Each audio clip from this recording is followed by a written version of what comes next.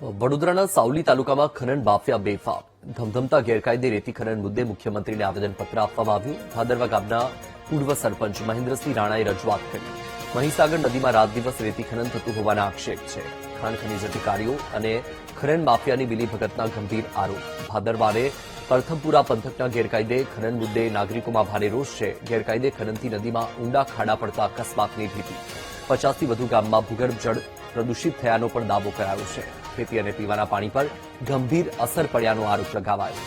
ગેરકાયદે ખનન બંધ નહીં થાય તો માં મહી બચાવો અભિયાનની મહેન્દ્રસિંહ રાણાએ ચીમકી ઉચ્ચારી. ખનીજ માફિયાઓ સામે સરકાર તાત્કાલિક કડક અને કાયમી પગલાં લે તેવી માંગ.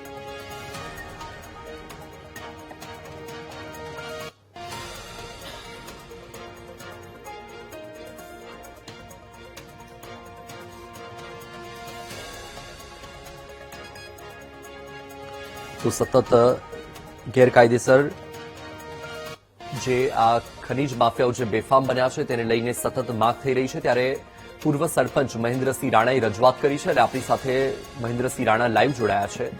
મહેન્દ્રસિંહ, ખૂબ ખૂબ સ્વાગત છે આપનું વીટીવી ન્યૂઝમાં. આજે સાવલી તાલુકામાં ખનન માફિયાઓ બેફામ બન્યા છે તેને લઈને તમે અનેક વખત રજૂઆત કરી છે. સૌથી પહેલા તો આખો આ મુદ્દો શું છે, તમે વિસ્તૃતમાં એની વાત કરો. મહીસાગરમાં મહી બચાવો અભિયાન અંતર્ગત અમો વારંવાર રજૂઆત થયેલી છે કે મહીસાગર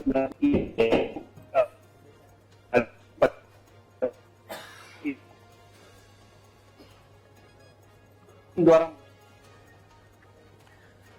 તો ટેકનિકલ ખામી સર્જાઈ છે. અમારી ટીમ ફરીથી મહેન્દ્રસિંહને જોડવાનો પ્રયાસ કરી રહી છે. આ દ્રશ્ય તમારી ટીવી સ્ક્રીન પર તમે જોઈ રહ્યા છો કે સતત જે રીતે ખનન માફિયાઓ દ્વારા ગેરકાયદેસર ખનન કરવામાં આવી રહ્યું છે તેને લઈને સ્થાનિક લોકોમાં રોષ જોવા મળી રહ્યો છે. મહીસાગર નદીમાં રાત દિવસ રેતી ખનનની કામગીરી ચાલી રહી છે અને આ આક્ષેપ સ્થાનિક લોકો દ્વારા કરવામાં આવ્યા છે, પૂર્વ સરપંચ દ્વારા કરવામાં આવ્યા છે.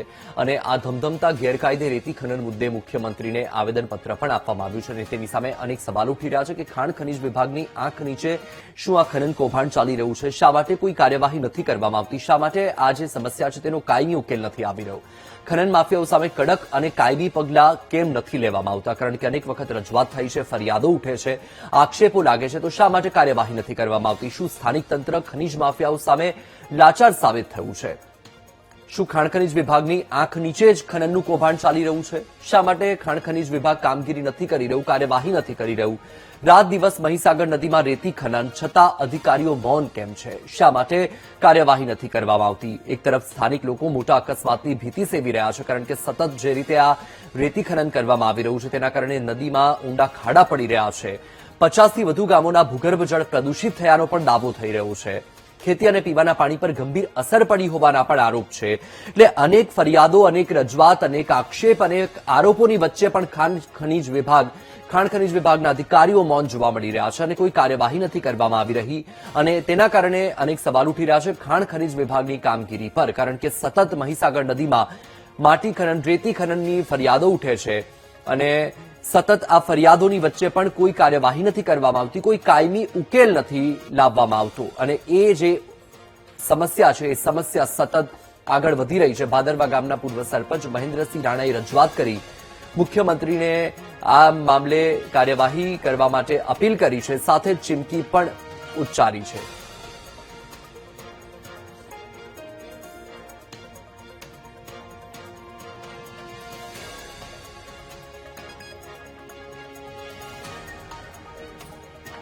તો આ મુદ્દે વધુ માહિતી આપી રહ્યા છે સંવાદદાતા માનુ ચાવડા. માનુ, મહીસાગર નદીમાં સતત ખનન કરવામાં આવી રહ્યું છે, સતત ફરિયાદો થઈ રહી છે અને ભાદરવા ગામના પૂર્વ સરપંચે મુખ્યમંત્રીને પણ આ બાબતે રજૂઆત કરી છે. શું માહિતી? વત્સલ, ખાણ ખનીજમાં જે બેફામ ખનીજ માફિયાઓ છે એમનો આ જીવતો જાગતો દાખલો છે. કારણ કે ભાદરવા ગામના પૂર્વ સરપંચ મહેન્દ્રસિંહ રાણાએ મુખ્યમંત્રીને રજૂઆત કરી છે. મહીસાગર નદીમાં વેક્યુમ મશીનથી રાત દિવસ રેતીનું ખનન કરવામાં આવી રહ્યું છે. જ્યાં ખાણ ખનીજ વિભાગે જે જમીન ઉપર મંજૂરી આપી હોય ત્યાંના બદલે અન્ય જગ્યાએ ગેરકાયદેસર આ ખનન કરવામાં આવી રહ્યું છે અને એના કારણે જ આ સરપંચ પોતાના વિસ્તારમાંથી પસાર થતી જે નદી છે એને બચાવવા માટે થઈ અને મેદાને પડ્યા છે. લાંબા સમયથી એ મુહિમ ચલાવી રહ્યા છે. હવે છેવટે મુખ્યમંત્રીને રજૂઆત કરી છે. કારણ કે જિલ્લા કક્ષાના અધિકારીઓ, મામલતદાર, કલેક્ટર કે પોલીસ કાર્યવાહી નથી કરતી અને એના કારણે ખનીજ માફિયાઓ છે બેફામ બન્યા છે. જે રીતે એમને વિડીયો આપ્યા છે એ વિડીયોમાં પણ સ્પષ્ટ દેખાઈ રહ્યું છે કે વેક્યુમ કરી અને નદીમાંથી રેતી ખનન કરવામાં આવી રહ્યું છે. 50 થી વધુ ગામમાં ભૂગર્ભ જળ પણ દૂષિત થયા છે. ત્યાં નદીમાં ઊંડા ખાડા પડવાના કારણે લોકો છે ડૂબીને મોતને ઘાટ ઉતરી રહ્યા છે અને એના કારણે આજે પૂર્વ સરપંચે એમને મુખ્યમંત્રીને રજૂઆત કરી છે. સરકાર તાત્કાલિક પગલાં લે અને કાયમી ધોરણે આ ગેરકાયદેસર પ્રવૃત્તિ છે બંધ કરાવે એવી માંગ કરી છે. જો આ કાર્યવાહી નહીં થાય તો મહી બચાવો અભિયાન છેડવાની પણ ચીમકી ઉચ્ચારવામાં આવી છે. હવે જોવાનું એ રહ્યું કે રાજ્ય સરકાર કેવા આદેશ કરે છે અને જિલ્લા કલેક્ટર, જિલ્લા ખાણ ખનીજ વિભાગ અને મામલતદાર કે ડેપ્યુટી કલેક્ટર કયા પ્રકારની કાર્યવાહી કરે છે. જી બિલકુલ માનું માહિતી બદલ આભાર.